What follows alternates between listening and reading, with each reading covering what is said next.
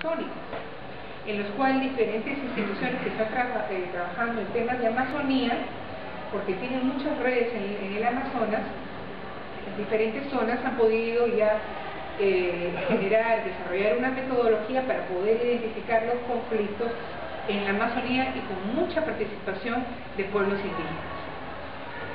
Entonces, el ISPROGA, por ejemplo, que es el instituto, ¿lo conocen? Es el Instituto de Promoción de la Gestión del Agua, que ha trabajado específicamente en el tema de agua más o menos desde el 2006, ha estado desarrollando ha hecho todo un inventario de agua, de conflictos por el agua a nivel de, primero en la región norte y luego en la región del sur. Y más o menos de inventario de de 12 microrregiones, es decir, se hizo en Cajamarca, en Lambayeque, en Piura, en Huancavelica, en Ayacucho y en Apurímac. Se escogieron 2 microcuencas en cada una de estas regiones y más o menos se encontró como alrededor de 120 conflictos por el agua en la parte norte y alrededor de 100-120 conflictos por el agua en la parte de estas 3 regiones de la parte sur. Entonces, imagínense ustedes, si hacemos el cálculo de los conflictos que hay en las microcuencas, si hacemos un cálculo por todas las otras cuencas que existen alrededor del país, entonces calculan ustedes cuántos conflictos más o menos habrá. Y lo que pasa, y a veces uno dice, pero ¿cómo puede ser posible? Porque Censoría solamente muestra 200 y pico de conflictos, PCM identifica 80 y tantos conflictos, y bajo este otro presupuesto, ¿cuántos conflictos tenemos? Y tiene que ver mucho con los instrumentos que están utilizando para medir los conflictos, pero yo diría que los conflictos que ha identificado ISPROGA, ¿no? Son conflictos que no están en su etapa de crisis, ¿no? PCM identifica los conflictos precisamente que están en esta etapa de crisis, que son multisectoriales, y esos son los que entran en su inventario. Los conflictos que encontraba ISPROGA, por ejemplo, son conflictos que se están gestando, que están escalando, y no necesariamente entran al escenario mediático, al escenario público. Entonces es por eso que el número que tenía ISPROGA en términos de conflictos por el agua era un número mucho mayor. Con la crisis de Bagua y este gran conflicto se genera entonces una normativa en la cual se ordena a todos los sectores tener un equipo, o tener un instrumento, o tener una oficina para la gestión de conflictos. Y con esta normativa, todos los sectores empezaron los que ya lo tenían, como el MINDES y el MINEM, empezaron a desarrollar más sus capacidades, pero a nivel de todos los diferentes sectores, todos los diferentes ministerios empiezan ya a buscar cómo desarrollar capacidades y buscar instrumentos. Entonces podemos decir, las buenas noticias es de que tenemos cierta institucionalidad ya en todos los sectores. La mala noticia es de que no coordinan entre ellos necesariamente, que utilizan diferentes instrumentos que miden a veces diferentes fenómenos ¿no? sociales, y por tanto si su análisis es distinto, a la hora de intervenir también la intervención es no muy coordinada, ¿no? Luego de eso, inclusive con Bagua, fíjense, se han hecho varias comisiones especiales post-crisis, ¿sí? Tenemos acá una mesa de diálogo de pueblos andinos, otra de pueblos de la Amazonía, que precisamente se instalaron antes de la crisis, otras crisis, para tratar de prevenir, trabajar sobre muchas de las problemáticas identificadas, pero las evaluaciones que se han hecho de estas mesas de diálogo es que han tenido resultados bastante limitados. PRESCO, un programa de la Unión Europea que invirtió 2 millones de euros para desarrollar un programa de capacidades de alerta, sistema de alerta de conflictos, un sistema de alerta temprana, desarrolló una serie de líneas, pero veíamos también que en la práctica, a pesar de que sí trabajaron en el desarrollo de capacidades, por ejemplo, desarrolló un sistema de alerta temprana que no puede implementarse, porque el sistema, su software, es incompatible con el sistema del gobierno, entonces no funciona.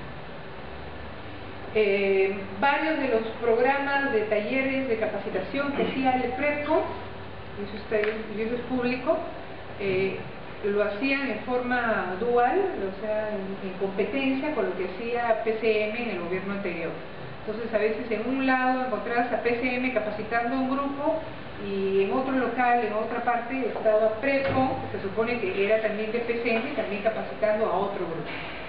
Entonces, lo que te demuestra que muchas veces de estas iniciativas no coordinan entre ellas y no se complementan porque falta una visión, una estrategia de cómo, un enfoque común de cómo gestionar los conflictos, de cómo transformarlos.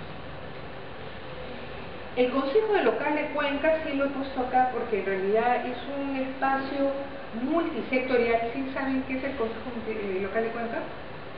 Es a nivel de microcuencas, a nivel de cuencas, la ley de aguas ha visto que muchas de estas problemáticas tienen que trabajarse a nivel local, a nivel de cuenca, e inclusive a nivel de microcuenca, con la participación de diferentes usuarios de riego, usuarios locales, ¿no? Que usan el agua para uso doméstico, o para un fin específico de pesquería, o para turismo, etcétera. O sea, los diferentes usuarios tienen que ponerse de acuerdo a nivel local sobre diferentes permisos que le pueden ir dando, o cómo manejar, o cómo mantener mejor la cuenca, pero a nivel local. Entonces es un espacio potencial para manejar y prevenir los conflictos, pero consejos locales de cuenca creo que todavía están en forma conceptual a formarse en tres regiones del país.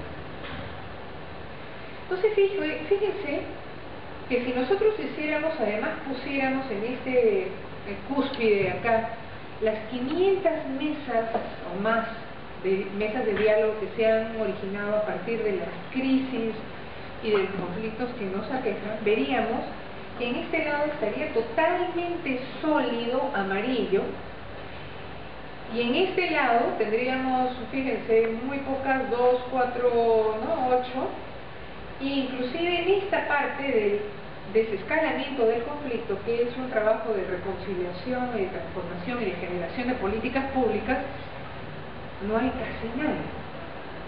¿Y qué nos dice esto de cuál es nuestro enfoque para la gestión de conflictos? ¿Qué nos dice?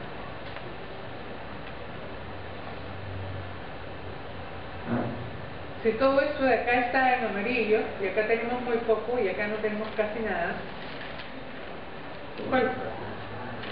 ¿Ah? ¿No se están solucionando? ¿No? Tenga capacidad para resolver los conflictos al estado inicial. Y como no están al estado inicial, quizá no llegaríamos a cúspide. Lo ideal sería que en la cúspide haya pocos. Exactamente, sí. Los que ya no se pueden. Y en cambio, en la parte de escalamiento, trasladar al otro lado, eso sería ideal. Es cuestión de metodología. Entonces fíjense que efectivamente, como dice el compañero, en este lado de acá, sí. Pero faltaría complementar, ¿no? Ya vemos que hay unas instituciones, pero que no están unificadas, entonces lo que faltaría es uniformizar criterios y complementarse con lo que se tiene, hacer de que funcione la institucionalización, ¿no es cierto? Porque tenemos normas, tenemos instituciones, ONGs, mesas de diálogo, están trabajando, pero lo que falta es uniformizar los criterios y complementarse entre ellos. Entonces tenemos este gran desafío de cómo complementar lo que hay, pero también es un tema de enfoque, ¿no? ¿Y por qué enfoque? Porque precisamente estos espacios que no están funcionando bien, como la Mesa de Concertación de Lucha de la Pobreza, la CAR y estas otras instituciones, inclusive a nivel local, hay lo que le dicen las CAMS, que son las Comisiones Ambientales Municipales, en donde deberían ser los municipios los que trabajan en el tema intersectorialmente de esos temas sociales, ambientales, o sea, todavía no funciona. Entonces, en principio tenemos la normativa, pero en la práctica todavía no funciona.